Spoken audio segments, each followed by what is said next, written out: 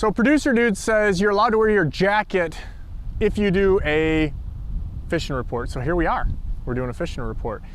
It is cold, that's why we got a jacket on.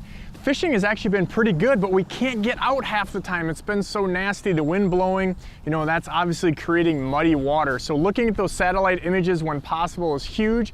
But then also just the other day, I had my guys looking at me like they thought I was crazy. We're driving around. I said, guys, gas is $5 a gallon. We don't want to drive around if we don't have to, but we were looking on the Humminbird to see those fish at high speed in the cleanest water that we could find. So that's really the key deal here, because you've got to narrow down that water because we're fishing slow. On average, we've been fishing from 1 to 1.3 miles per hour. And so you've got to have things that are a little louder. Some of those crankbaits that are, you know, have a little bit louder rattles in them at times work better, kind of like this trash can dumpster behind us here, making a lot of noise.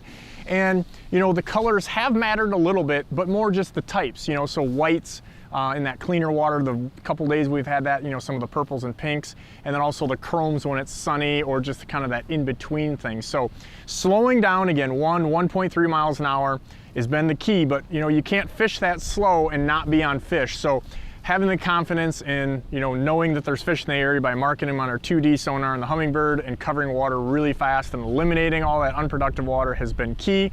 Look for things to change. You know, I would say a couple weeks ago we were fishing deeper in the water column, using more snap weights than we are now. So those fish are kind of just gently kind of, you know, raising up in the water column. Lots going to change. It's springtime on the Great Lakes. So watch this report, but don't be afraid to call an audible because it changes quick.